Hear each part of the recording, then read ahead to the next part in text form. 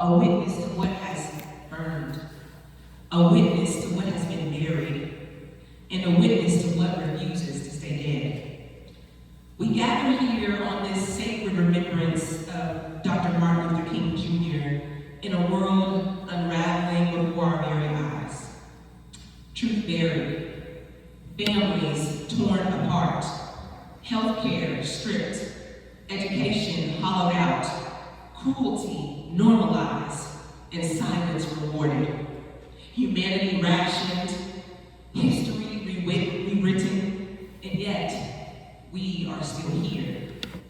And I need to say this plainly before we go any further. Empire, beloved, does not have the final say. Say it with me. Empire does not have the final say. Not over our bodies, not over our futures, not over the truth. Empire may speak loudly, but it does not speak last. Tonight, we are not here to romanticize the past or to spread Dr. King's words like smooth butter on white bread. We are here because we are living inside the kind of moment that he warned us about.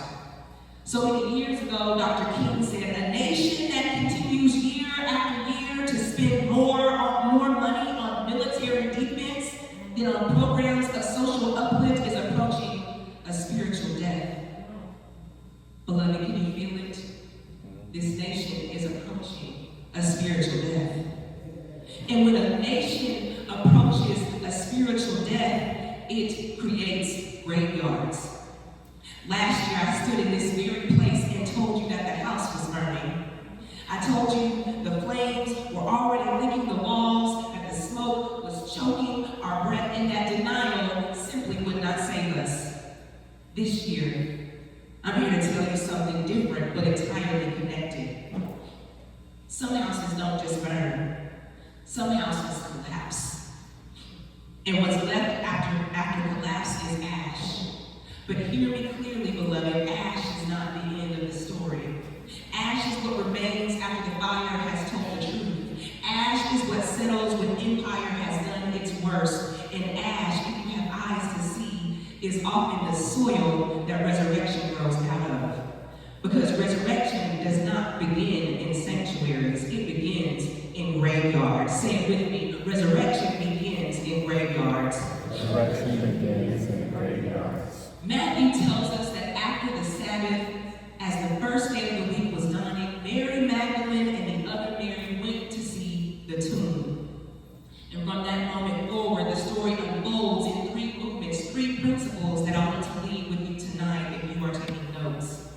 So here's our first principle, drawn directly from verse 1. The first principle of resurrection is this: sometimes we must know when to show up to the tomb. Turn to your neighbor and say, show up to the tomb. I don't want us to rush past that in verse 1. It says Mary Magdalene and the other Mary went to see the tomb. Because resurrection doesn't start with angels.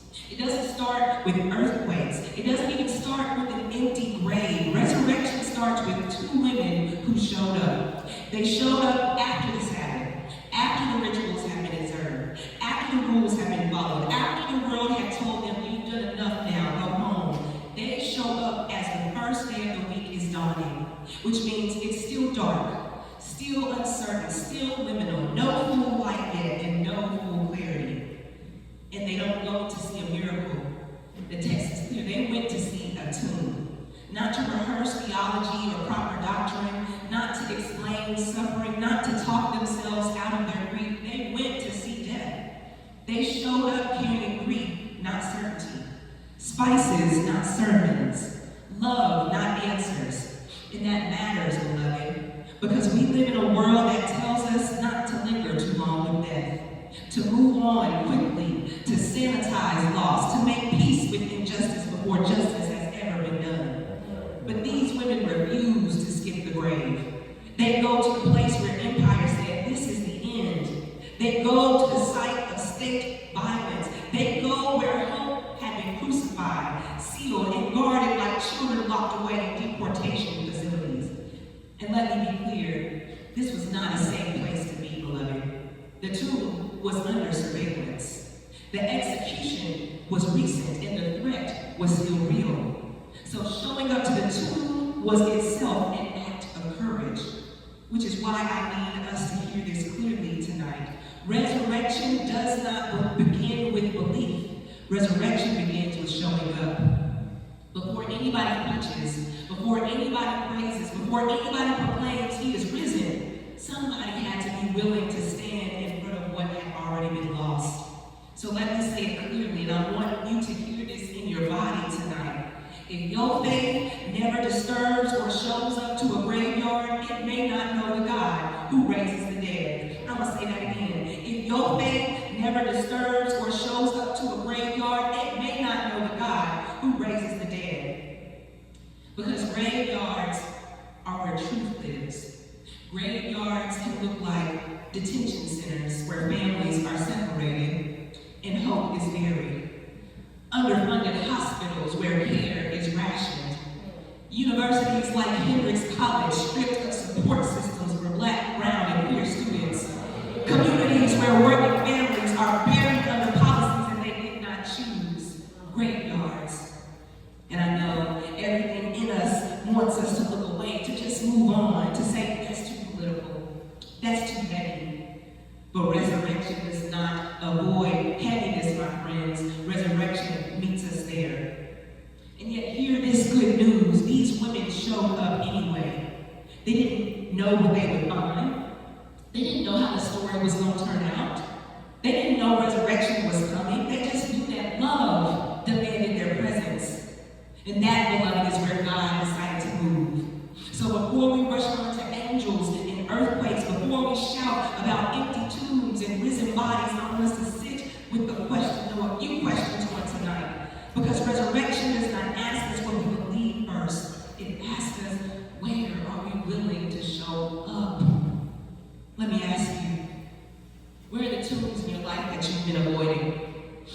What grief have you rushed past because it felt too heavy to sit with? And who has been buried by policy, by silence, by violence, by exhaustion, while you just kept on walking? Where might God be waiting for you to show up, not with answers, but with presence? Is it in a classroom where certain voices have disappeared? Is it in a community where care has been stripped away? Is it in a relationship that has gone quiet because the truth felt too costly? Because here is the truth the text teaches us. God does not shake stones for spectators, my friends. No, God shakes stones for willing witnesses. Let me say that again because somebody needs to hear it. God shakes the stone because somebody dared to stand at the tomb. The earthquake comes after the women arrive. The angels descend after they show up. Resurrection responds to presence, my friends. Which means the question before us tonight is not whether God still raises the dead. The question is, where are we willing to stand long enough for the ground to move? I'm moving on to my next point. Y'all looking at me a little confused. Y'all still with me? All right. So Matthew continues the story like this. In verse 2, and suddenly there was a great earthquake, for an angel of the Lord descending from heaven came and rolled back the stone and sat on it. Here's the principle. For resurrection, sometimes we must know when to shake the stone. For resurrection, sometimes we must know when to shake the stone. Beloved, resurrection is not quiet. It does not tiptoe. It does not whisper. It does not wait for permission. Resurrection shakes things. The earth moves. The stone moves. The structure that said death gets the final word begins to crack. And I need us to notice something important here. The earthquake does not happen instead of the women showing up. It happens because they showed up. God shakes stones in response to courageous presence. The stone is not rolled away so Jesus can get out. Jesus was already free. The stone is rolled away so we can see what empire tried to hide. So the lie can be exposed. So death can be unmasked. Resurrection is public truth telling. But then the text does something even more instructive. Verse 3 begins, his appearance was like lightning and his clothing white as snow. And verse 4 says, for fear of him, the guards shook and became like dead men. Now hold that with care, because here we see two kinds of shaking in the same story. One, where the stone shakes, which signals resurrection. The other, where the guards shake and it signals death. The same divine destruction produces two radically different outcomes. Why? Because the stone was holding death captive, but the guards were holding fear. The guards were not evil villains in a cartoon sense. They were there doing their jobs, following orders, protecting a system built on violence and silence. And when life shows up, they shake, not because they are awakening, but because they are terrified of losing control. They shake and become like dead men. Beloved, fear that rules your life will eventually make you numb to life itself. This is the danger of fear-driven systems. When fear governs, fascism feels reasonable. Racism feels justified. Xenophobia feels like security. And cruelty feels like policy. Fear convinces people to guard tombs rather than to confront injustice. Fear causes us to remain silent when the person occupying the Oval Office posts a racist meme of Barack and Michelle Obama rather than condemning white supremacy in all its forms.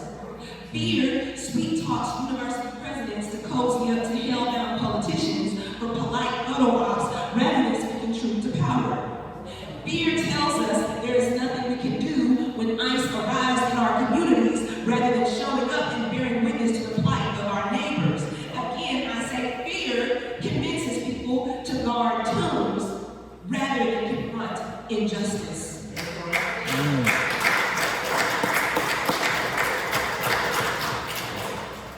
And I want us to hear this clearly on tonight. Not all shaking leads to resurrection. Some shaking is the trembling of courage, while other shaking is the paralysis of fear. The stone shook and opened, but those soldiers shook and collapsed. One shaking made room for life, the other shaking produced spiritual death. And this is what I've been thinking about since this Arkansas winter. About that storm we had a couple of weeks ago. Did y'all see the picture how those snakes were frozen in the ice? Did anybody see that? Right here in Conway, there were several snakes frozen dead in some ice. I've been thinking about that storm, about how snakes, creatures built for survival, were found frozen to death, encased in ice. Ice doesn't kill by force. Ice kills by immobilization. It hardens what should move. It steals what should respond. It freezes life in place. And beloved, this is what fear does to societies. This is what ICE systems do. They immobilize families. They freeze compassion. They harden hearts. And then they call it order.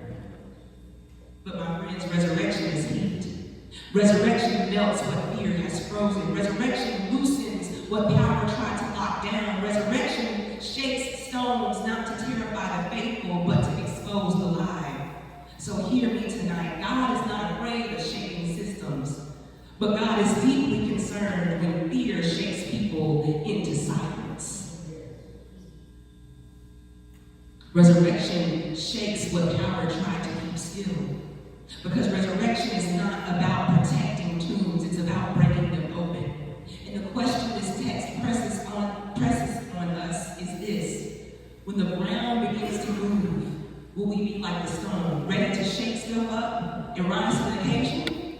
Or like the guard, shaking in fear and choosing death? And this is where Dr. King helps us even more tell the truth about fear and courage. Because he understood that the real danger is not shaking, it's what governs us when we shake. Dr. King once said, cowardice asks the question, is it safe? Expediency asks the question, is it politic?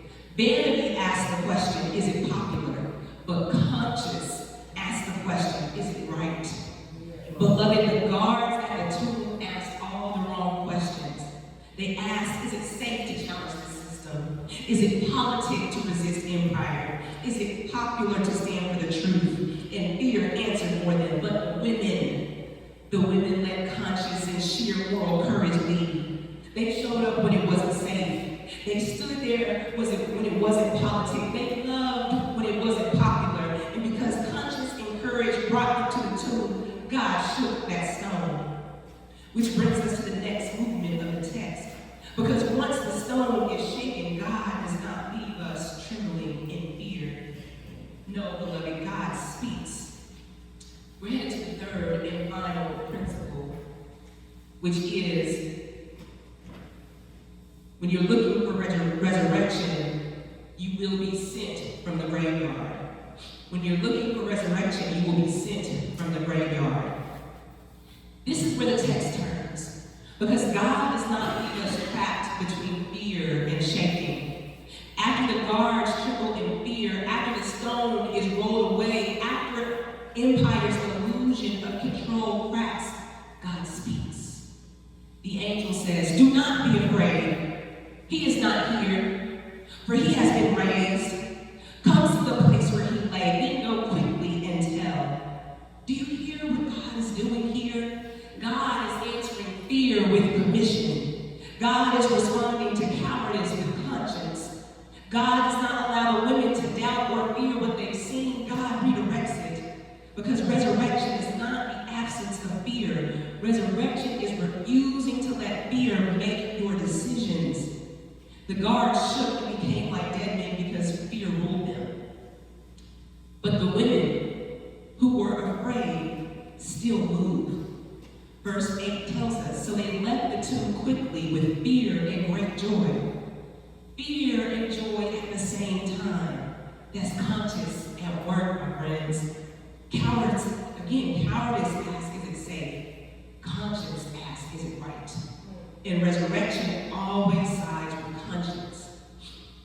God does not say, calm down. God says, go. Go tell the truth. Go interrupt the silence. Go announce life in a world trained to expect death. Go while threat is still real. Go while empire is still armed. Go while the systems that crucify truth are still very much in place. Go tell the truth when lies are being normalized.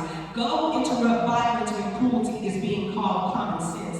Go announce life in a world trained to expect death. God says go. Not because the world is ready, but because the truth cannot wait. Go tell it when voting rights are weakened and histories are erased. Go tell it when children are criminalized and elders are abandoned. Go tell it when the powerful ask you to be patient while they profit from the delay. Go tell it. That's right. Because resurrection is not a private comfort. Resurrection is a public interruption. That's right. When God says go, God is sending witnesses into a contested space, into classrooms where knowledge is being narrowed, into institutions where justice is being downsized, into communities where fear is being sold as safety. And notice this, God does not send the woman back to the temple. God sends them into the world, into the very systems that they had won. Resurrection does not mean retreat. It means resistance with truth. It means courage with clarity. It means conscience with motion. Resurrection does not end at the tomb. It sends us from it. And now I want to speak directly to the students of Hendrix College. Raise your hands if you're a student right now. All right. You are studying in a moment when institutions are being stripped of the language and the labor of care. When the departments named for justice are dismantled. When Black support staff who carry students through grief, fear, and belonging are being dismissed quietly.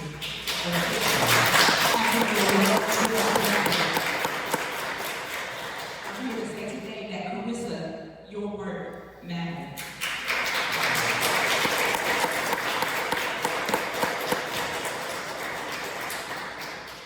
The gutting of justice does not mean justice is dead. It means that the grave has been disturbed. Resurrection does not ask for institutional permission. It asks for courageous witnesses. So I charge you, young people, show up to the graveyards of this campus. Ask who has been buried. Ask whose labor has been erased. Ask whose absence is being normalized. And then go and tell. Tell the truth. Build community anyway. Refuse the ice of silence. Carry resurrection in your body, your studies, your organizing, your care for one another. Because after the ash must come resurrection.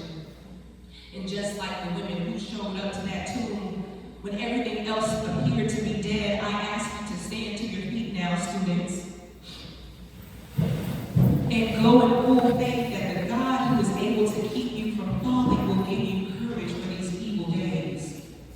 And when empire, those in positions of power and unjust laws and fear dressed up as policy attempt to tell you no, you better stand firm and say, hell no, we won't fold. Let me hear you say it. Hell no, we won't fold.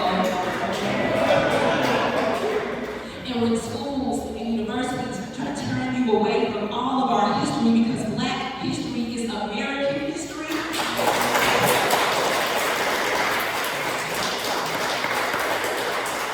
you better stand firm and say, hell no, we won't fold. And when they tell you to be quiet for the sake of civility, to be patient while people are being harmed, to be grateful while justice is being dismantled, you better lift your voice and say, and when they criminalize compassion, when they punish protest, when they call cruelty order and oppression law, you better lock arms with one another and say, hell no, we won't fold. And when fear tries to make you believe that you are alone, that resistance is futile, that hope is naive, you better remember the women at the tomb. Remember the stone that was rolled away. Remember the God who raises the dead, and say it with your whole chest. Hell no. Yeah. When they wipe the books and sanitize the old, you better say, hell no. When they trade truth for comfort, justice for control, you gonna say, hell no. When they trade truth for comfort, when they build laws out of lies and cages out of souls, you better say, hell no. And when they say, wait your turn and do as you're told, you better say, hell no, we won't fold. May you be a people who show up to the tomb. May you be a generation who shape the stone. May you be the future leaders sent from the graveyard. And may you follow the